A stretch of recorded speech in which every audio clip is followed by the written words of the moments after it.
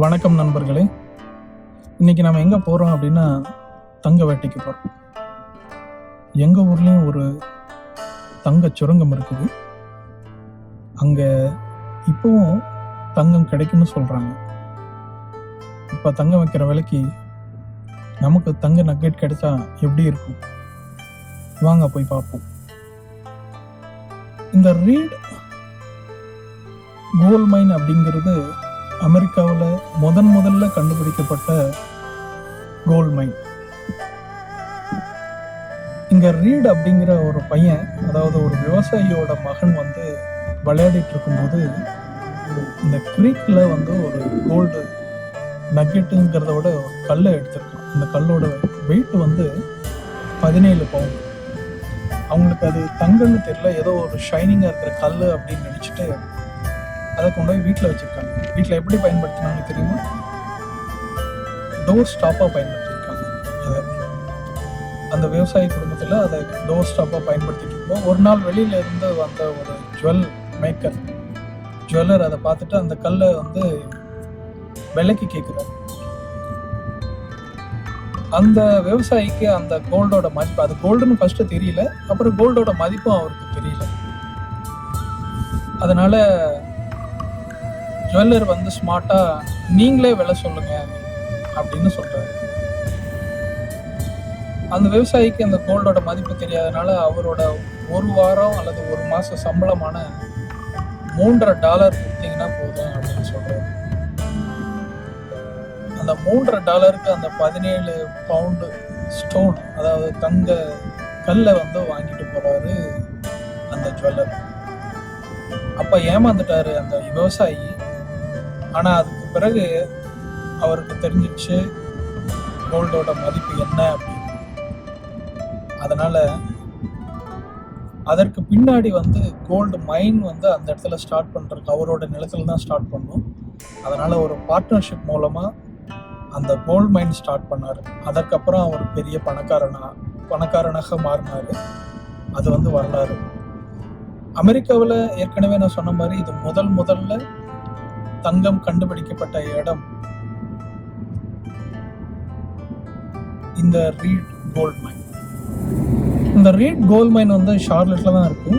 நாங்கள் இருக்கிற இடத்துல இருந்து ஏறக்குறைய ஒரு 20 மைல் டிஸ்டன்ஸில் இருக்கு. நம்ம அங்கே தான் போயிட்டு இருக்கோம். போயிட்டு திரும்பி வரும்போது எவ்வளோ கோல்டு எடுத்துகிட்டு வர்றோன்னு பார்ப்போமா? ஒரு வழியாக அந்த 17 பவுண்டுக்கு இன்றைய விலை என்னன்னு கணக்கு போட்டு முடிச்சிட்டோம். முதல்ல கேல்குலேட்டர் கணக்கு போட்டோம், அப்புறம் ChatGPT கிட்ட கேட்டோம். கடைசியாக ஒரு வழியாக அந்த 17 பவுண்டு தங்கத்தோட இன்றைய விலை 22 கேரட் தங்கத்தோட விலையா ஒரு 110 கோடி பக்கம் வருது.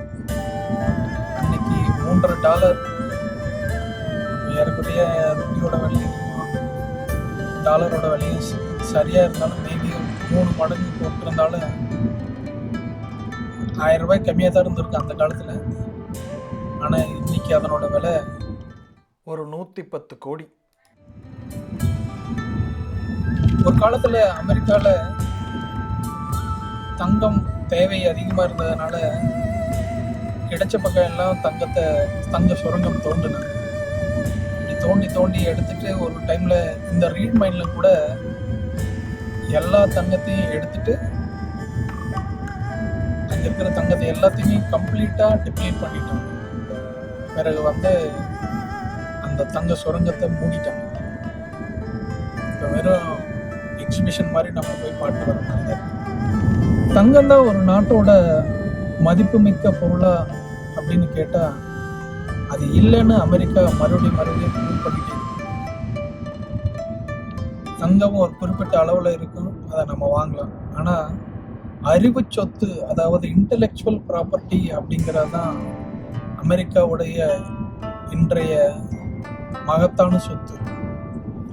இங்கே நடக்கும் அறிவியல் கண்டுபிடிப்புகள், அதன் வழியாக உருவாக்கப்படும் பொருட்கள், இவைதான் அமெரிக்காவோட சொத்து அல்லது அமெரிக்காவோட மதிப்புன்னு சொல்லுவோம்.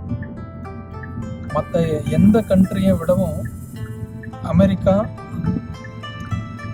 இந்த அறிவு சொத்தை வைத்து கொண்டுதான் முன்னணியில் இருக்கு.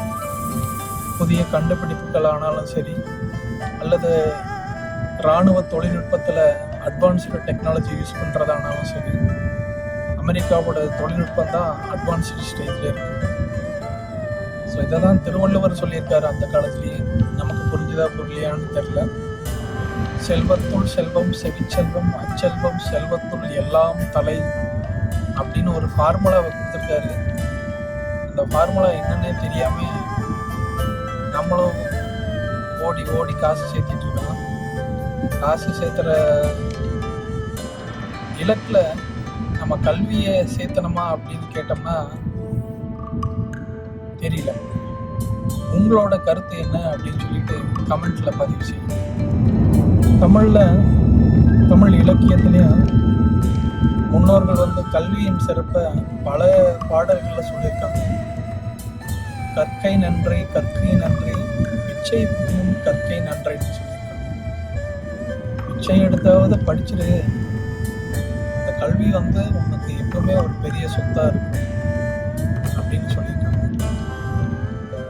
நண்பர்களே, இதுதான் நார்த் கரோலினாவில் இருக்கிற ரீட் கோல்டு மைன். நம்ம இன்றைக்கி உள்ளே போய் இந்த மைன் எப்படி இருக்குது, இதில் அந்த காலத்தில் எப்படி கோல்டு எடுத்து அதை ப்ராசஸ் பண்ணி மின்ட் பண்ணி காயினாவோ இல்லை பில்லியனாவோ மாற்றினாங்க அப்படின்னு பார்க்க போகிறோம். இந்த கோல்டு மைன் புதுசாக வர்றவங்களுக்கு it operates from Tuesday to Saturday 9 AM to 5 PM. Sunday and Monday closed. அதே மாதிரி இந்த டூர் நாங்கள் போன டைம் 12 o'clock.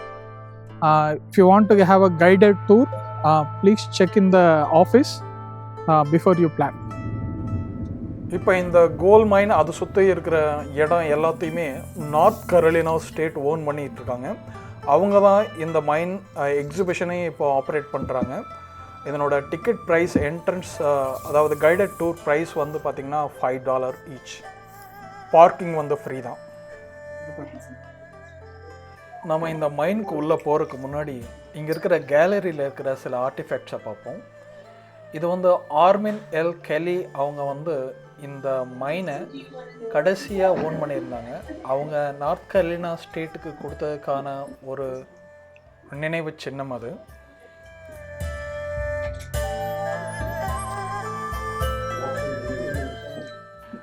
இங்கே நீங்கள் பார்க்குறது கோல்டு ஓரில் இருந்து கோல்டை பிரித்து எடுத்ததுக்கப்புறம் அதை உருக்கி ஒரு கோல்டு பாராவோ அல்லது ஒரு பெரிய வேறு ஏதாவது ஒரு ஃபார்மில் மாற்றுறதுக்கு யூஸ் பண்ண அந்த களையம்.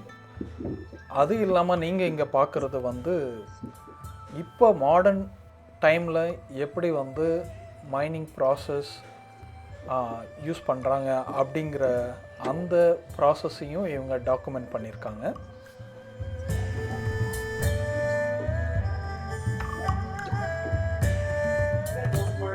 இப்போ நீங்கள் இங்கே பார்க்குறது ஒரு motorised concentrating table.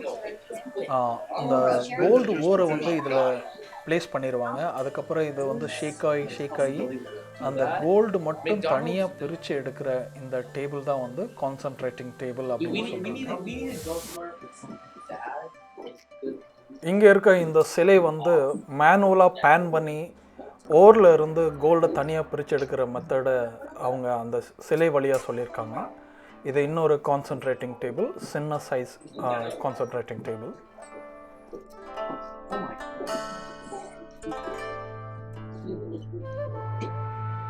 No, she didn't even do anything. That's the problem. That's the problem. She doesn't do anything.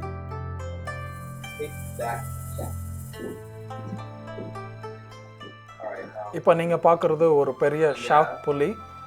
இதுதான் மைனில் இருந்து அயன் ஓர் மற்றும் மற்ற பொருட்களை எல்லாம் லிஃப்ட் பண்ணி மேலே எடுத்துகிட்டு வர்றதுக்கு யூஸ் பண்ண ஒரு ஷாஃப்ட்டு. இதுவும் அதனோட டைப் ஆஃப் மெஷினரி தான். இந்த பிக்சரில் நீங்கள் பார்க்குறது ஒன்ஸ் இந்த மைன் ஸ்டார்ட் ஆனதுக்கப்புறம் இதில் நிறைய பேர் இன்வெஸ்ட் பண்ண வந்தாங்க. அதனோட டைம்லைன் தான் நீங்கள் இங்கே பார்க்குறீங்க.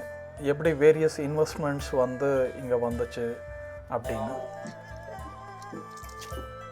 அடுத்தது நீங்கள் பார்க்குறது வந்து ஹோஸ்டிங் சொல்கிறாங்க, அதாவது ஏற்றம் தமிழில் சொல்லுவோம். அந்த சுரங்கத்தில் உள்ளே இருந்து மெட்டீரியல் மற்றும் மனிதர்களை வந்து மேலே தூக்கிட்டு வரக்கோ அல்லது கீழே கொண்டு போகிறக்கோ யூஸ் பண்ண ஒரு சிஸ்டம்.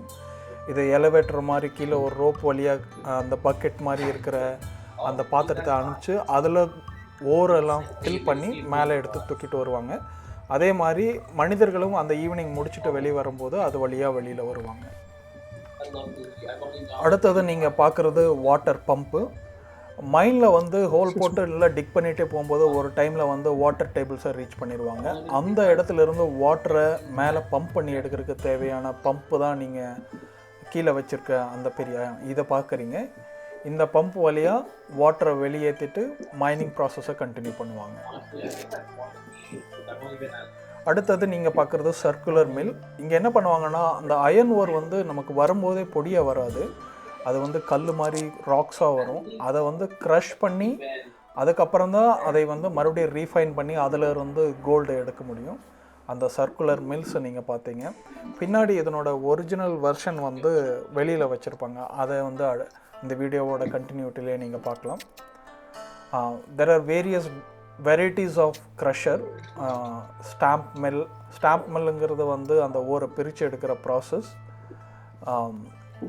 ராக் க்ரஷருங்கிறது ராக்ஸை யூஸ் பண்ணி அதை க்ரஷ் பண்ணி அந்த ஓரை கிரானியூல்ஸாக மாற்றி அதிலிருந்து பிரித்து எடுக்கிறது. நீங்கள் இங்கே பார்க்குறது ஆப்ரான் டேபிள். இது வந்து கோல்டில் இருந்து மெர்க்குரியை பிரித்து எடுக்கிறதுக்கு யூஸ் ஆன டேபிள். அடுத்தது இங்கே பார்க்குறது த 10 ஸ்டாம்ப் மில் அப்படின்னு சொல்கிறாங்க. இதனோட ஒரிஜினல் எப்படி ஆக்சுவலாக இந்த பில்டிங்கில் அதை ஹோஸ்ட் பண்ணாங்க அப்படிங்கிறத பின்னாடி நீங்கள் வீடியோவில் பார்ப்பீங்க.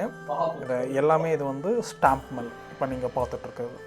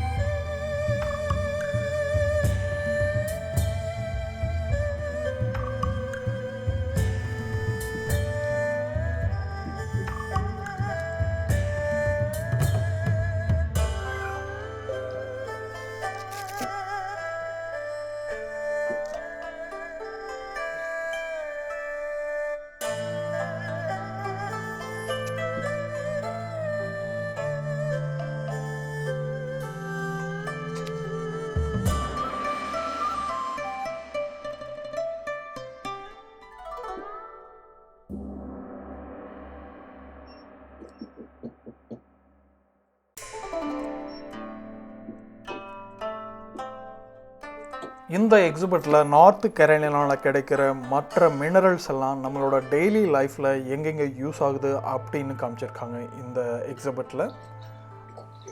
It's mind blowing.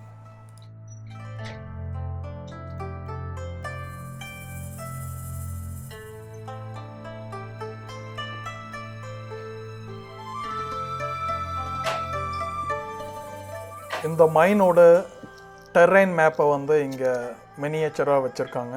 இதுவும் பார்க்குறக்கு நமக்கு ஒரு பிக் பிக்சரை கொடுக்குது.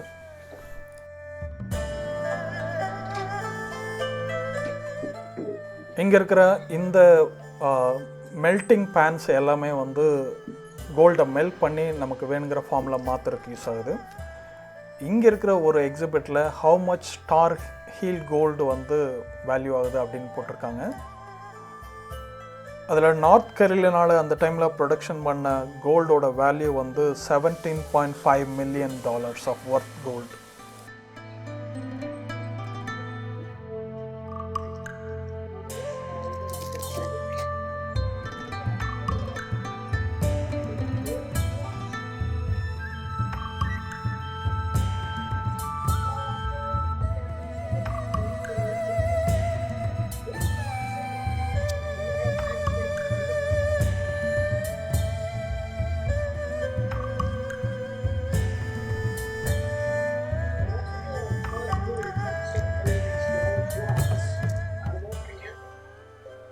இங்கே நீங்கள் பார்க்குறது ஷார்லட் மின்ட், அதாவது தங்கத்தை வந்து காயினாவோ அல்லது புல்லியனாவோ மாற்றுற இடம்.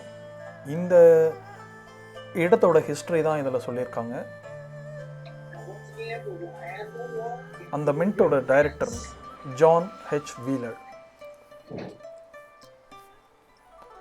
இங்கே வந்து தயாரிக்கப்பட்ட வேரியஸ் காயின்ஸை வந்து இங்கே டிஸ்பிளே பண்ணியிருக்காங்க.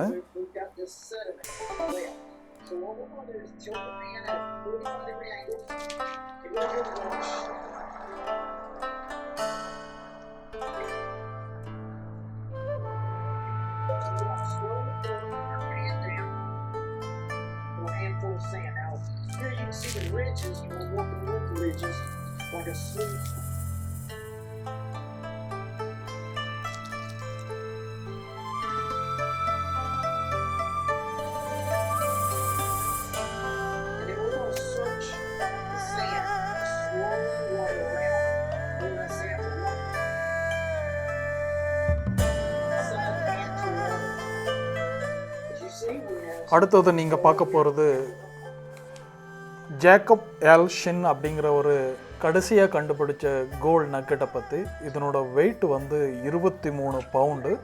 இப்போ இவர் கண்டுபிடிச்ச நாள் வந்து ஏப்ரல் 9, 1896. அப்போது அந்த கோல்டு நக்கெட்டோட விலை வந்து $4000.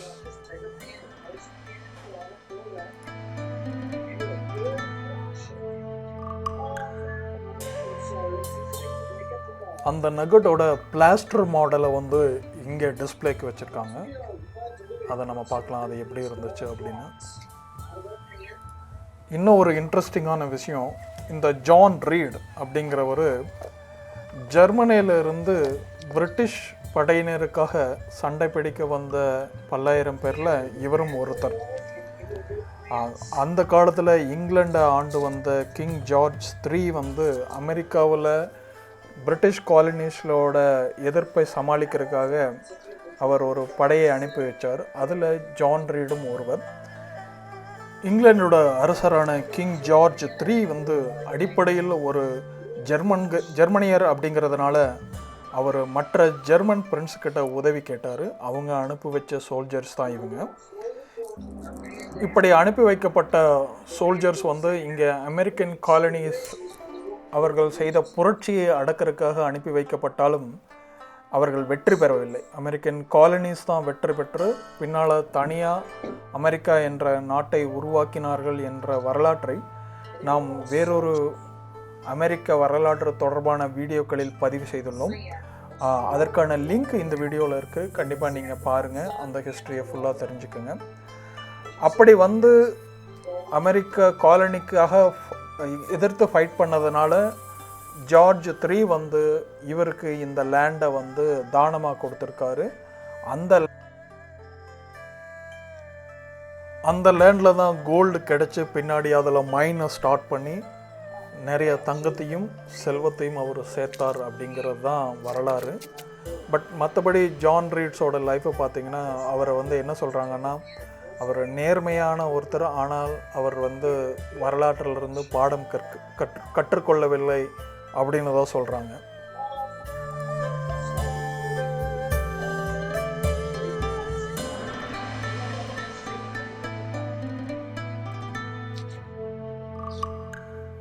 இங்கே இருக்கிற டைம் லைனில் நீங்கள் பார்க்கலாம் ஜான் ரீடோட ஃபுல் லைஃப் ஹிஸ்ட்ரி அண்ட் ஈவெண்ட்டை. அவருக்கு கிங் ஜார்ஜ் வந்து 70 ஏக்கர் லேண்டை தான் கொடுத்துருக்காரு. அந்த லேண்டில் தான் அவருக்கு தங்கம் கிடைச்சிது. அவரோட 12 வயது மகன் தான் கொனார்ட், அவர் தான் வந்து அந்த ஃபஸ்ட்டு நக்கெட்டை எடுக்கிறாரு. அதிலிருந்து கோல்ட் மைனிங் ஸ்டார்ட் ஆச்சு.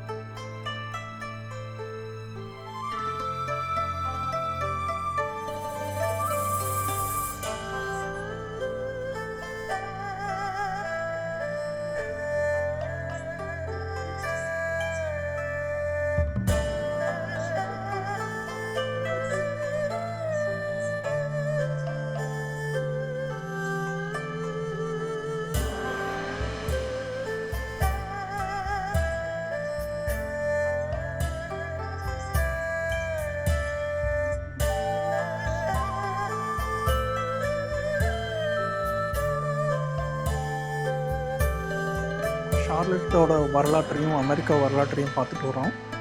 அதில் குறிப்பாக இந்த இடத்துல சொல்லியிருக்க இது என்னென்னா, 24 ஹவர்ஸில் நார்த் கரோலினா வந்து யூனியனை விட்டு விலகினதுக்கப்புறம் இந்த ஷார்லட் கிரேஸ் அப்படிங்கிற இடத்த ஃபெடரல் ஆக்குபைட் த இந்த Charlotte grace occupied the federal branch mint at Charlotte. Throughout the most of the war, the mint served as the military headquarters of the Confederate. அப்படின்னு சொல்லி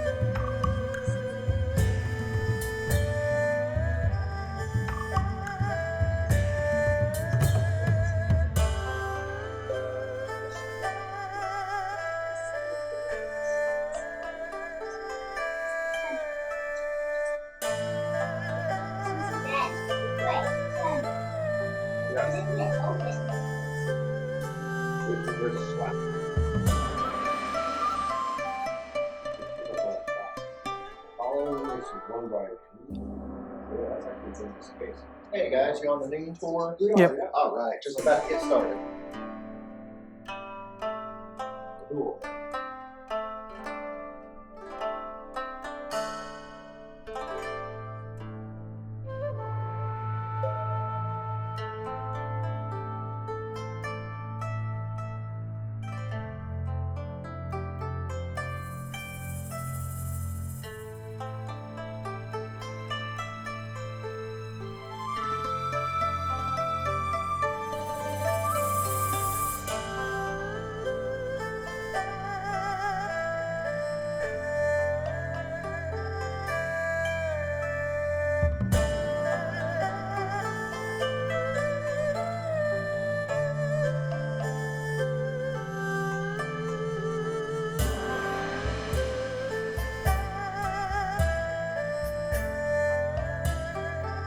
இப்போ இந்த அண்டர் கிரவுண்ட் மைனுக்கு உள்ளே போய் நம்ம பார்க்க போகிறோம்.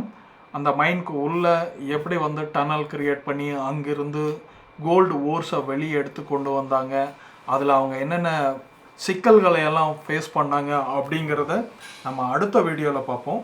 அதுவரை நம்முடன் இணைந்திருந்த நண்பர்கள் அனைவருக்கும் நன்றி.